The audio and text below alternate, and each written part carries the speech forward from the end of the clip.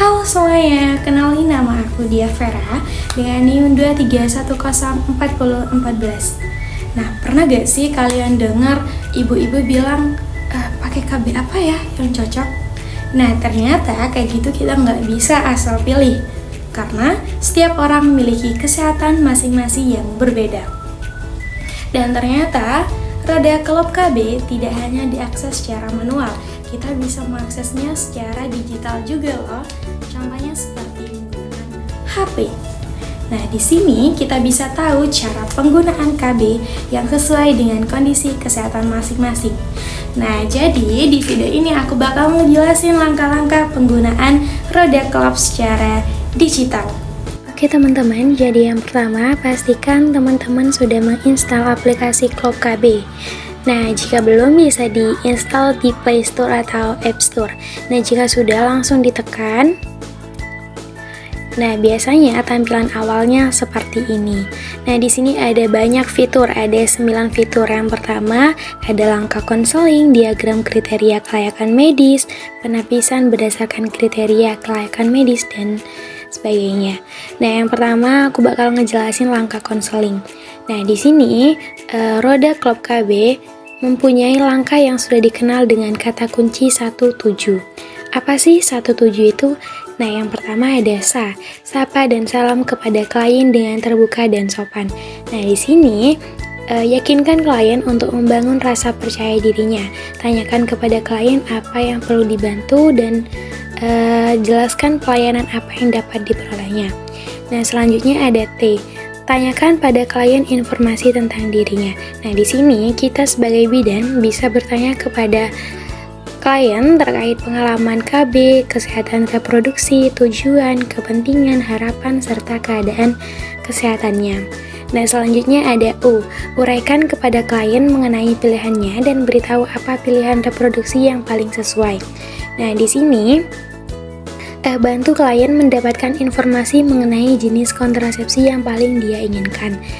Di selanjutnya ada TU, bantulah klien menentukan. Nah, di sini bidan bisa membantu klien menentukan metode kontrasepsi yang paling sesuai dengan keadaan dan kebutuhan dengan cara yang sudah disebarkan sebagai berikut. Nah, selanjutnya ada J, jelaskan secara lengkap bagaimana penggunaan kontrasepsi pilihannya. Nah, di sini jelaskan bagaimana alat dan obat kontrasepsi tersebut digunakan dan bagaimana cara penggunaannya. Dan yang terakhir ada U, rencanakan kunjungan ulang. Nah, di sini bidan dan klien bisa buat perjanjian kapan akan kembali untuk melakukan pemeriksaan lanjutan atau permintaan kontrasepsi jika dibutuhkan. Fitur yang kedua ada diagram kriteria kelayakan medis. Nah, di sini akan tertampil seperti ini. Nah, lingkaran paling besar di sini ada kondisi medis dari setiap pasien seperti HIV, infeksi menular seksual, hipertensi, obesitas, dan sebagainya. Di lingkaran yang kedua di sini ada macam-macam metode kontrasepsinya. Yang pertama ada kontrasepsi hormonal kombinasi, kontrasepsi pil progestin, implan, dan sebagainya. Nah, selanjutnya yang di bawah ini ada kategori kelayakan. Ada non-sterilisasi, ada di angka 1, 2, 3, dan 4. Di angka 1 dan 2 dapat digunakan dan 3 dan 4 tidak dapat digunakan. Sebelahnya ada kategori kelayakan untuk sterilisasi bedah atau hanya khusus vasektomi dan tubektomi. Ada A, accept, dapat diterima, C, caution atau hati-hati, D, delay atau tunda, S, spesialis atau khusus. Nah, di sini ada yang berwarna pink dan putih. Nah, maksudnya di sini berwarna pink berarti tidak boleh digunakan, kalau warna putih berarti boleh digunakan. Seperti itu. Oke, aku akan membacakan sebuah kasus. Nyonya Rina, 35 tahun, datang ke puskesmas untuk berkonsultasi mengenai pemakaian alat kontrasepsi. Ia memiliki riwayat hipertensi terkontrol, tekanan darah 130/80, sebelumnya menggunakan KB suntik 3 bulan, namun mengeluh berat badan bertambah dan siklus haid tidak teratur. Oke, di sini kita langsung luruskan hipertensi.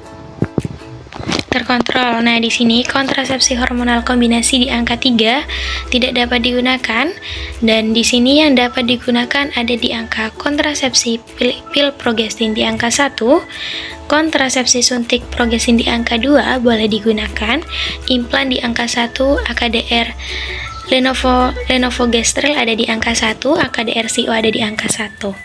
Nah, di sini kita bisa ngejelasin kepada ibu efek samping, penggunaannya, dan kelebihannya agar ibu bisa menentukan pilihannya sesuai pemahaman ibu. Nah, kita bisa dijelaskan kontrasepsi pil progestin di sini boleh digunakan, hati-hati pada ibu hipertensi terkontrol. Nah, di sini cara kerjanya menekan ovulasi dan menebalkan lendir serviks. Nah, kelebihannya di sini aman bagi ibu menyusui, tidak mengandung estrogen. Next, selanjutnya selain itu ada juga kekurangan atau efek sampingnya. Nah, biasanya ada gangguan haid, amenorrhea, spotting atau pendarahan tidak teratur, serta peningkatan berat badan juga. Nah, selanjutnya di sini yang di angka 1 ada LNG ETG implan. Nah, di sini sangat dianjurkan. Kelebihannya ini sangat efektif. Perlindungannya jangka panjang 3-5 tahun. Nah, selanjutnya kekurangan atau efek sampingnya biasanya ada gangguan pada pola haidnya, entah itu jarang, sedikit, atau tidak haid sama sekali. Dan bisa juga sakit kepala ringan, nyeri payudara, atau jerawat. Dan itu biasanya sifatnya hanya sementara. Nah, selanjutnya ada AKDR LNG, alat kontrasepsi dalam rahim. Nah, di sini kelebihannya jangka panjang 5 tahun, menurunkan volume haid dan nyeri haid. Nah, selain itu ada efek sampingnya juga, dapat menyebabkan amenorrhea serta menimbulkan nyeri ringan. Selanjutnya ada yang terakhir ada AKDR CO. Di ini sangat aman dan dianjurkan untuk ibu dengan hipertensi terkontrol. Nah, di sini menggunakan tembaga, kelebihannya sangat efektif tanpa hormon dan aman bagi ibu dengan hipertensi, diabetes, dan menyusui. Ini termasuk jangka panjang ya, 10 tahun. Efek sampingnya di sini biasanya menyebabkan haid lebih banyak dan nyeri haid biasanya meningkat. Seperti itu. Nah, di sini kita sebagai bidan hanya dapat memberikan saran yang dapat menentukan hasilnya tetap dari klien masing-masing. Seperti itu. Oke, selanjutnya di sini aku bakal ngejelasin fitur yang keempat, ada penapisan kehamilan. Nah, ini bisa diisi sesuai jawaban ibu, seperti apakah Anda pantang bersengga emas sejak haid terakhir atau bersalin. Nah, ini bisa dijawab iya atau tidak. Next, selanjutnya ada metode kontrasepsi. Nah, di sini kan sudah dijelaskan nih apa saja yang dapat digunakan. Nah, nanti ibu yang bisa menentukan. Misal ibu milihnya implan. Di sini sudah dijelaskan kapan dapat mulai menggunakan implan, disesuaikan dengan situasinya. Entah ibunya itu beralih dari metode non-hormonal ataupun hormonal. Di sini selanjutnya, fitur selanjutnya ada efektivitas metode kontrasepsi. Nah, di sini sama seperti yang manual, ada dipakai secara tepat dan konsisten, ada yang dipakai secara biasa.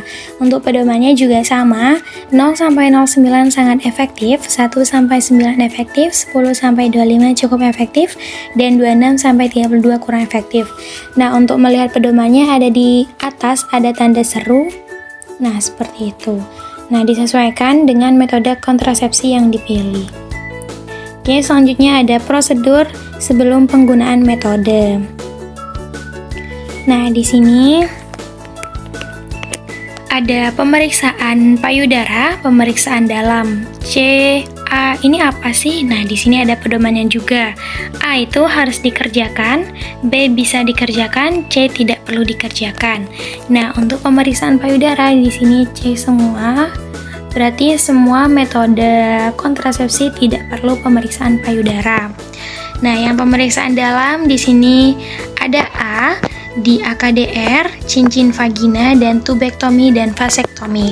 Berarti harus dikerjakan seperti itu. Oke, selanjutnya ada kontrasepsi dalam keadaan khusus. Nah, di sini maksudnya ada kontrasepsi darurat. Di sini juga ada indikasinya seperti pemerkosaan, melakukan seks tapi tidak memakai penghalang, atau kondom yang bolong atau bocor. Nah, di sini sudah diformulasikan dosis pilnya berapa, jumlah tablet yang diminum pertama kali berapa. Di sini sudah ada di dalam tabel. Nah, selanjutnya ada AKDPR Koper untuk kontrasepsi darurat. Berarti masih diperbolehkan. Seperti itu. Di sini ada kontrasepsi pasca kehamilan. Nah, di sini bisa tahu menyusui itu kapan, tidak menyusui itu kapan. Sudah dijelaskan menyusui menggunakan AKDR itu 4 minggu setelah pasca persalinan. Selanjutnya untuk tidak menyusui sama juga, 4 minggu pasca persalinan.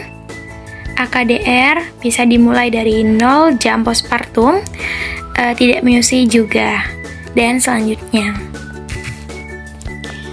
Dan yang terakhir ada panduan. Nah, di sini hanya terisi kode QR saja.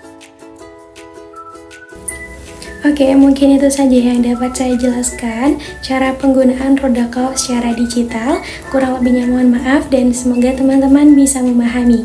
Sekian dari saya, terima kasih. Wassalamualaikum warahmatullahi wabarakatuh.